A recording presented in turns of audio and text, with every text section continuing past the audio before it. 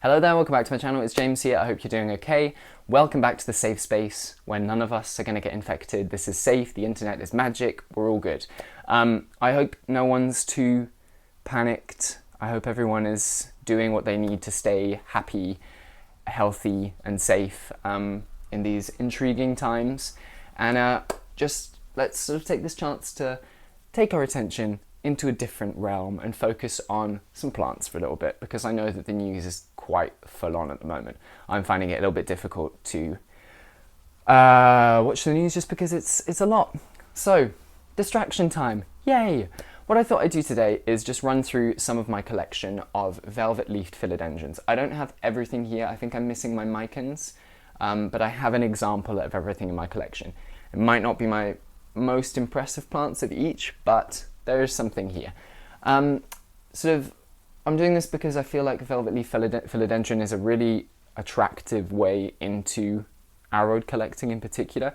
There's something so magical and different about these plants. There's the textures, there's the colors, that I think the velvet to the leaves just gives it that extra dimension that people can really relate to. It's that sort of appreciation of little furry animals, but in plant form.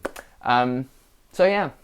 We're going to go through these. How many have I got? 1, 2, 3, 4, 5, 6, 7, 8 little plants to go through. We're not going to take a huge amount of time, but let's just go through them and I'll give you any tips, any backstory as we go through. Yay! Right, let's go. This one I showed in my last video, I think. This is Philodendron verrucosum, a form of verrucosum, potentially a pseudo verrucosum. I'm not 100% sure. It was sold to me just as plain old verrucosum, but it's quite obvious that it is not. You know what? I am missing 2 plants here. So I'm gonna go and get those. I'll be back in just a second. Ta-da, I am back. Yeah, what was I saying about this? This is potentially a pseudo verrucosum, potentially just a form of verrucosum. It's got magnificent veining. Oh, look at that, it's incredible. This is a tip cutting of my mother plant. I didn't want to drag the whole plant out here because she's quite big, but it's super special. Lovely little furry petioles, beautiful velvet, sheeny. Can we see that? Incredible. And obviously the little caterpillar there for the new leaf coming through. The roots on this, very, very healthy, super easy to root. Had 0 issues with this plant. Would 100% recommend. If I knew what it was, I could recommend. But if you see a plant like this, there are some verrucosum varieties that look similar. Grab one. Easy, beautiful, stunning. Leaves get quite big quite fast. Would recommend. Right, moving on to our next one. Let's stay in the realm of verrucosum. This guy is a mini, just a normal little verrucosum. I don't know which form yet. It's kind of hard to tell when the leaves are little like this, but this is one I got from my friend Chris. I've shown a couple of other plants that I got from a plant swap with him, and yeah, super happy with it. Beautiful. Again, veinage, that velvety. This guy struggled a little bit with the cold, I think, while I was transporting it back from meeting Chris. And it lost all of the leaves except this one. And this one has just opened fully. And you can see there's a little bit of a growth point at the base there. I haven't had an issue. All of these minus 1, 2 are in my grow tent, so they get very high humidity. I don't think it's a must for most of them. The ones that are out of the grow tent do relatively okay, but it definitely helps with all of these tropical plants just to give them that boost in humidity. All of them are in a substrate that's pretty chunky. Some of them are in sphagnum purely because they're still rerooting, but this one, for example, this is one of Chris's mixes. It's just I can see koya coconut, I can see charcoal, perlite. I'm sure there's a bit more like orchid bark in there, something like that. So they enjoy the big chunkiness, particularly if the surrounding humidity is quite high. I think if the humidity is low, maybe if you're keeping it out in your house, I'd go for a slightly denser substrate just so it holds a little bit more moisture. Otherwise you're having to water it like every other day. Next guy, this is a teeny melanochrysum, as you will have seen from a few videos ago now. I also have a large one, which isn't doing great, but I have a few of these little ones that I took from a plant that I had last year that got root rot, and I sold a few of the cuttings, and this and one other are the sort of the small little runts of that cutting spree, which are now doing quite well because the spring has arrived. So this is a little Milano. It's just in like a little glass thing with sphagnum. At some point in the next couple of weeks, I'm sure I'll repot it. But for now, it's doing pretty good. Super impressive philodendron. I think melanochrysum, no, I'm not going to say that, but it's definitely one of my favorites. The mature form is just incredible. Most people will have seen it by now. If you haven't, give it a Google. It's just amazing. No way that this in my house is going to get to that kind of crazy form, but I can dream, and hopefully my bigger one will recover soon. Staying within the realm of melanos, let's go through some of the hybrids of this guy. I have three hybrids total here. Not all of them melanochrysum, but I should have done the verrucosums together. I'm so disorganized. That's fine. So this is verrucosum melanochrysum, so a cross between the verrucosum, that one I showed you down there, and the melanochrysum, the one I just showed you before. It is quite small still. So for those of you who've been following my channel for a little while, this is the plant that I got in a shipment months ago now. Don't know. Long time ago, and was not a happy plant. It was basically completely dead. I cut the stem in half, tried to root it in sphagnum in a Ziploc bag. One of the sides rotted. This one rooted, started to grow, and it's taken basically half a year for it to get this to this point. Not helped by the winter. But now that spring has arrived, it is going really, really fast. So all of this growth from here upwards has happened, I'd say, within the last 2.5 weeks. It's been really, really quick. So I'm expecting over the next few weeks for it to really, really start to grow fast. And I will definitely repot it soon because this sphagnum has lived long enough. It's time to move it on to something more interesting for its roots. But I've really enjoyed this. I would 100% recommend when you're rooting cuttings to put it in a glass jar, or reuse plastic cups if you've got them. Someone came for me the other day because I was like, oh, I appreciate plastic cups. I was like, you can reuse them. It's not like I'm buying plastic cups to put my plants in. Yeah, so I would do that because you can watch the roots growing without having to rip out the soil, which is great, or sphagnum, whatever you're using. This guy's beautiful. One more look. Absolutely would recommend. Again, Google the mature form because they are amazing. It's like the melanochrysum, that huge length with a kind of verrucosum depth to it, which is exciting. Next one, staying within the hybrids. This guy has done super, super well. Again, in the past 2-3 weeks, as spring has hit, it has just been living its absolute best life. And I'm so happy for it because again, it was a little bit of a struggle. So this is Philodendron Glorious. It's a hybrid of melanochrysum and gloriosum. It's a climbing philodendron, unlike gloriosum, so it got that from the Milano. As you can see from these magnificent aerial roots, which are just searching desperately for something to climb onto. So I will give it something soon. But it's getting difficult because it's just getting too big. Like within 2-3 more leaves, I think, once it gets up to about here, it will be too big for the grow tent. So either I'll have to start growing it outside of that, or I will have to chop it, which I'd rather not do because you're not going to get big leaves if you keep chopping plants. Silly James. But anyway, it's beautiful. What can I say about this? It's much broader. I'll just put a picture up here. The mature leaves are sort of like a Milano. Again, they have that length, but they're much broader, much sort of more shield-like. I don't know how to describe them. Very, very imposing. Some people say that hybrids aren't as impressive as the pure form plants. I actually disagree. I think the pure plants are beautiful, like they have their own thing, but there's something magical about just the blend of the two together. Once you know each plant separately and then you see the crosses, it's like, oh, some of them are just amazing. So I really, really love this. I think it's probably one of my favorites out of all the velvets here. I'm going to say that with every plant, so just ignore me. Every time I say that, take a shot. Right, moving on. So one more hybrid, and then we'll go on to the last couple. So this one I got not too long ago. I've had it about a month, a little bit over a month. This is Majestic, Philodendron Majestic. So it is a hybrid of Philodendron verrucosum and Philodendron sororoi, which is not a velvet leaf philodendron, but this one does have pretty velvety leaves. It also has that really just wonderful silver splashing on the leaves. And this to me is one of my unicorns.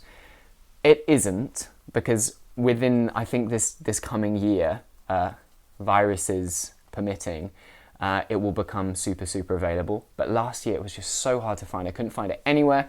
The only options were to import it from abroad, and I don't know. I was just a little bit cautious, a bit dubious about doing that. I would now, because I've had some better experiences, but I got this from Our Department, so really nice shop, would 100% recommend, super good quality plants. And it is in a very nice substrate, which I actually am going to steal because I love it. Not 100% sure what's in it yet, but I'll break it down and try and replicate it at some point. Yeah, one of my favourites, shopped. Let's go. It's beautiful. So yeah, another hybrid. We've got 4 more to do. Oh, I feel like that plant deserves more time, but I'm blanking on things to say on it. So just enjoy what I did say. Okay, let's go for... Oh, I can't say it again, but again, this is such a nice plant. This is Philodendron gigas. This is... I just repotted this actually. It was in my cuttings video, my propagation video a couple of weeks ago. It's just stunning. Like, oh, it's just amazing. The depth of colour in those leaves, the sheen, the velvetiness in them is amazing, and the speed of growth. I don't have another philodendron that grows this fast, I don't think. Maybe that glorious, but once this gets settled, it just like leaf, like this leaf isn't even hardened yet, and the new one is poking through up at the top there. You can kind of see it. It's fast. It will be faster now that it's in soil as well. They slow down a little bit when I'm propagating them in water. Again, superimposing leaves. I'd say that the mature leaves kind of look similar to melanochrysum. There's a slight shape difference, but the texture, the colour, everything is very similar. But I still maybe prefer this one. Maybe, at least in the immature form. If you only have space for a small plant, I would probably go for this one just because the leaf shape is so interesting even when young. I think for the melanochrysum you have to wait for it to be a little bit bigger for the leaves to kind of show what they're capable of doing. So yeah, I would maybe go for this guy. Oh, it's beautiful. Beautiful. I do have a couple of cuttings of this that I'll probably be putting on eBay in the next couple of weeks, so watch out for that. Got to supplement that income that's going to disappear because of coronavirus. Woo! Right, moving on. 3 more to go. Let's go. Oh, let's do this one just because it's not doing well. So this is the variegated verrucosum that I got a couple of weeks ago. Still not sure if it is actually variegated or if it's just got mosaic virus, so I'm keeping it well isolated from my other plants. I say that because this new leaf has come through with 0 variegation, and a little bit of that kind of squished warpedness of the leaves, which I do not like the look of one bit. But I'll give it a chance, give it a few more leaves before I dispose of it. This leaf, the one that's variegated, just look how sad it is. I'm really sad because it had the potential to be such a cool plant. It still has the potential. I haven't given up on it. Have I? No, I haven't. But yeah, it was definitely not my wisest hour buying it. I think I should have taken a second to think a little bit longer. And it's a good lesson for everyone, actually. Listen up. When you are buying plants, don't get carried away in that momentary hype. I've gotten much better now at seeing something, giving it 20 minutes, coming back to it. If it's gone, it's gone. If it's not gone, then I've had 20 minutes to think about it and to see if it's actually a wise choice, because often it is not. So yeah, be careful. Just otherwise you get too many plants and it makes you anxious.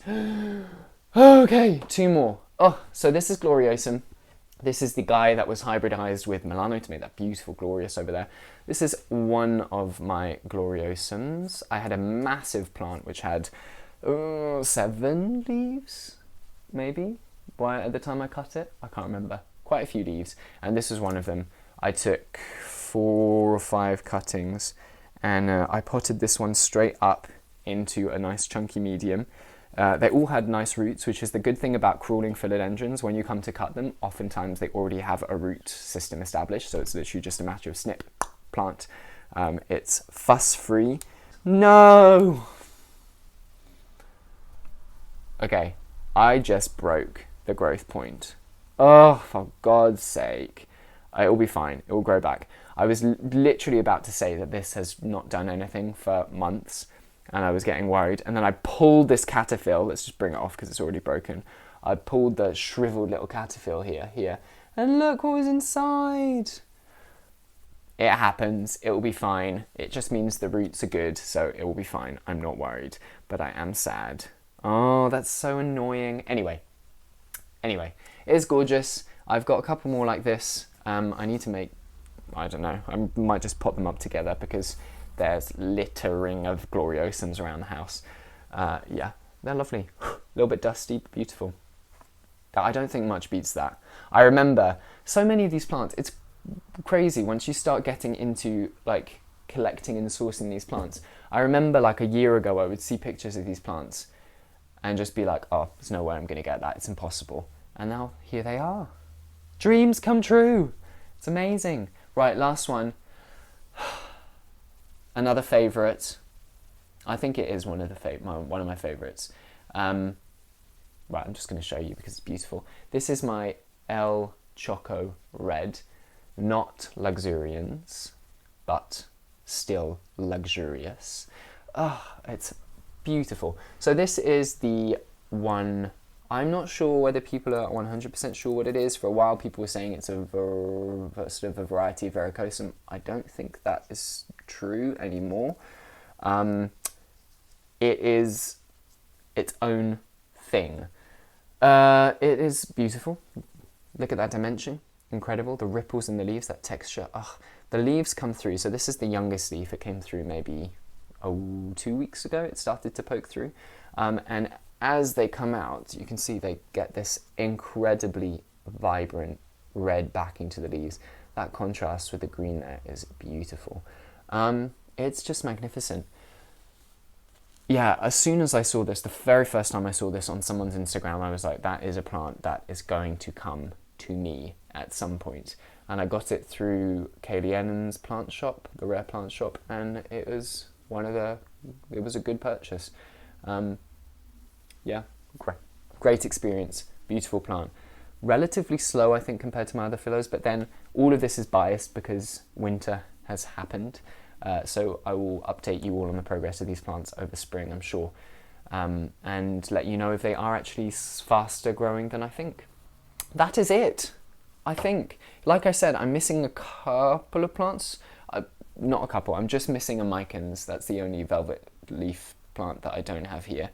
But otherwise, that's an example of everything. There are some bigger ones, there are some different ones, but generally everything's there.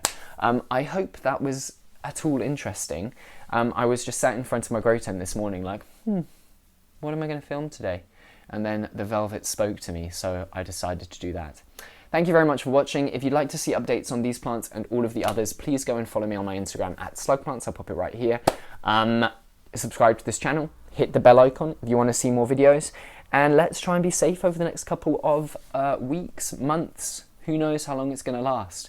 Also, I work in the fitness industry as part of my work, and I just want to let people know that it is very, very tough for people in this industry at the moment. So if you have a chance to support someone you know who works in this industry by getting Skype sessions with them or gift cards or something like that, it would be super, super helpful, because I know so many people who are terrified that all of their work is going to evaporate and they're not going to have any income, including myself.